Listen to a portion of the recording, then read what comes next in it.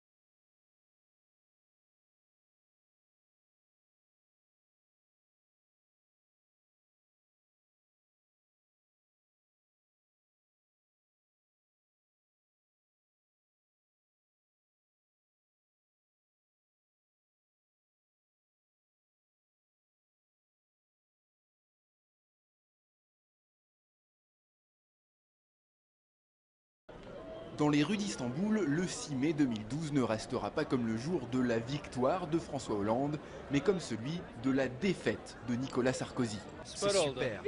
C'est super. C'est un ennemi de la Turquie. Il soutenait cette loi sur le génocide arménien. Il était injuste envers la Turquie. Donc pour moi, c'est une bonne nouvelle. Je ne sais pas ce qui va se passer, quelle sera l'approche de la Turquie, si le nouveau président sera plus ou moins coopératif que Sarkozy. On verra bien.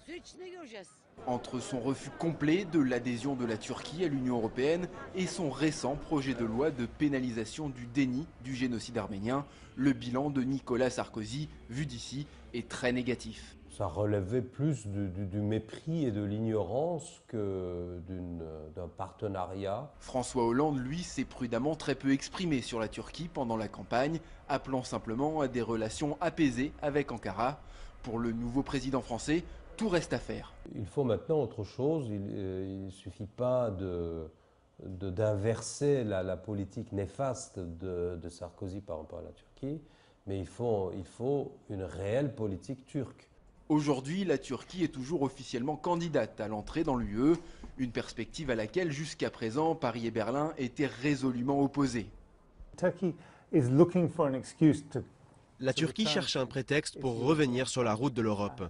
Tout ce concept de Turquie en tant que force autonome, capable de gérer seule son futur au Moyen-Orient, a évidemment le vent en poupe en ce moment à Ankara. Mais en tant que pays, la Turquie a besoin de l'Europe. Et l'attitude de Sarkozy la retenait. Nicolas Sarkozy s'était contenté d'une escale de quelques heures en tant que président du G20 en février 2011, ce qui avait encore une fois déçu en Turquie. Si François Hollande vient en visite officielle, il sera le premier président de la République à le faire depuis François Mitterrand en 1992.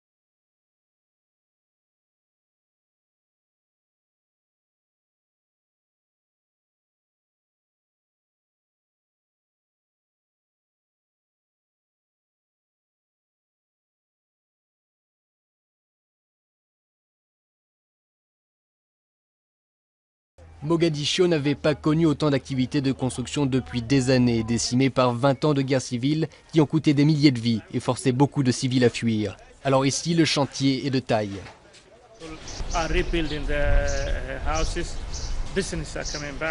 Les gens reconstruisent leurs maisons, les commerces reviennent. La diaspora somalienne, l'une des plus grandes forces économiques du pays, rentre pour encourager l'économie, les citoyens et les membres du gouvernement. Un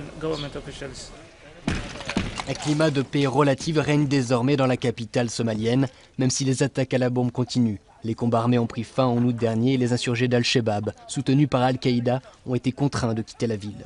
Il est encore trop tôt pour parler d'un retour à la normale, mais la vie semble se stabiliser.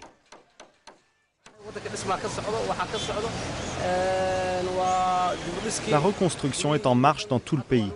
Les maisons deviennent très chères. Avant, on pouvait louer une chambre pour 7 €, mais ce n'est plus possible aujourd'hui, ça coûte plus de 30 €. Si Dieu le veut, j'espère que plus de personnes reviendront et reconstruiront notre pays. Les commerçants locaux peuvent enfin retourner sur le marché et reprendre les affaires, à l'instar d'Abou Rahman. Il y a 3 ans, il avait dû fuir alors que les combats s'intensifiaient. Je suis un commerçant du marché de Bakara. Et après y être retourné, je peux vous dire que la situation est bonne. Les gens font des courses et achètent nos produits. Nous vendons des cosmétiques, parfums, eau de toilette et crème.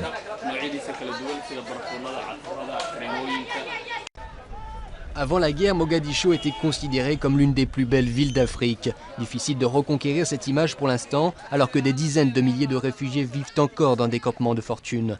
Mais si les Somaliens reviennent, Mogadiscio pourrait enfin retrouver son heure de gloire. Voici à quoi ressemblait le Stade national de Varsovie en 2007, lors de l'attribution de l'Euro 2012 à la Pologne et à l'Ukraine. Le voici 5 ans plus tard, une métamorphose à l'image de celle qu'a connue l'ensemble du pays. 5 ans ont passé depuis l'attribution de l'Euro 2012, mais quand on regarde les investissements que nous avons réalisés depuis, on a l'impression que ce sont 7 ou 8 années qui se sont écoulées.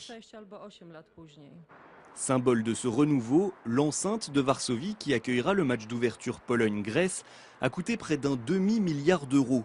Mais la capitale polonaise n'est pas la seule à avoir bénéficié de cet événement et des financements de l'Union européenne. À Gdańsk, par exemple, l'Euro 2012 a permis la construction d'un stade flambant neuf, mais aussi de plusieurs lignes de tramway et d'un périphérique. Coût total des investissements, 1,2 milliard d'euros. S'il n'y avait pas eu l'euro, on n'aurait pu réaliser que la moitié de nos projets. C'est ce qui était initialement prévu avant 2007, soit un budget de 600 millions d'euros. Les 2 autres villes hôtes de l'euro en Pologne sont également en chantier.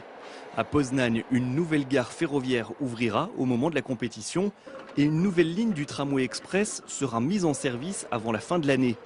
À Wrocław, en plus du nouveau stade de 45 000 places, un terminal aéroportuaire d'une capacité de 4 millions de passagers par an a vu le jour.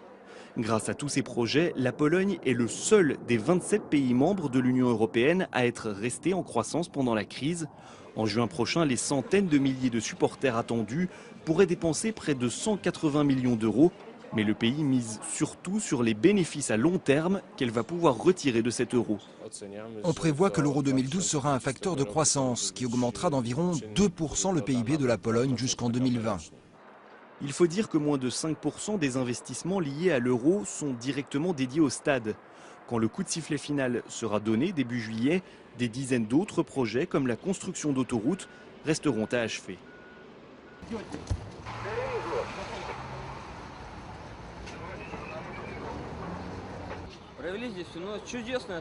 Nous avons passé ici toute la nuit dans une très bonne atmosphère. Nous avons chanté des chansons, communiqué, exprimé notre contestation, une contestation pacifique. C'est très vexant qu'ils ne fassent pas attention à nous et nous pressent pour rien.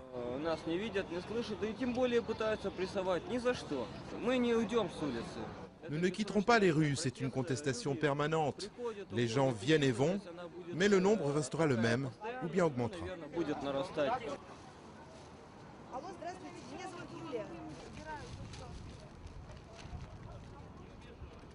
28 ans ont passé depuis la fuite de gaz toxique de Bhopal, la pire catastrophe de l'histoire industrielle qui a fait des dizaines de milliers de morts. Les ruines de l'ancienne fabrique de pesticides en sont le douloureux témoin. La plupart des survivants ont subi un handicap permanent et la jeune génération paye encore les conséquences du drame. Dans cette clinique, les patients de tout âge sont encore nombreux.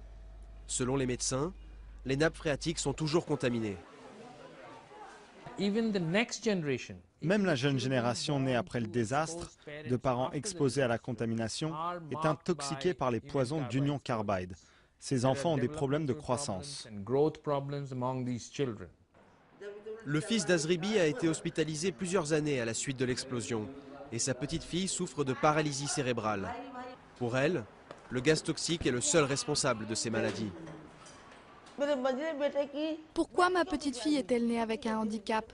C'est parce que mon fils a respiré beaucoup trop de gaz toxique. À cause de cette fuite de gaz, après tant de souffrance avec mon enfant malade, c'est lui qui souffre à cause de sa fille. Mais que peut-on faire pour cette fillette? Aujourd'hui, le souvenir de Bhopal refait surface, sous la forme d'un géant mondial des produits chimiques, Dow Chemical. La multinationale, qui a racheté Union Carbide en 1999, est un des sponsors officiels des Jeux Olympiques de Londres. 10 ans plus tôt, Union Carbide a payé près de 500 millions de dollars de compensation aux victimes en échange de l'abandon des poursuites. Mais aujourd'hui, pour certains activistes, il faut annuler le parrainage. Edo doit poursuivre la décontamination du site. Le gouvernement doit protéger les intérêts du peuple de Bhopal et doit s'assurer que Dow Chemical nettoie les zones contaminées. Il faut aussi que l'entreprise décontamine les nappes phréatiques et paye une amende pour les dégâts environnementaux. À Londres, des militants ont organisé une manifestation devant le stade olympique. Un symbole, car son revêtement extérieur est entièrement financé par Dow Chemical. Sanjay a perdu ses parents et 5 frères et sœurs dans la tragédie. J'ai fait le trajet de Bhopal jusqu'à Londres pour rencontrer et accuser les organisateurs. Je veux qu'ils dégagent Dow Chemical des Jeux, car les Jeux Olympiques sont basés sur des valeurs morales et le fait que cette entreprise sponsorise les JO, cela va à l'encontre de toute morale. Ils sont responsables de milliers de morts à Bhopal. Cependant, le comité olympique affirme qu'il ne voit pas d'inconvénient à ce que Dow Chemical soit impliqué dans les Jeux. Nous sommes conscients de l'ampleur de la tragédie de Bhopal et nous compatissons avec les victimes. Cependant, Dow Chemical n'était pas les propriétaires à l'époque. Ils n'étaient pas responsables de cette usine au moment de l'accident.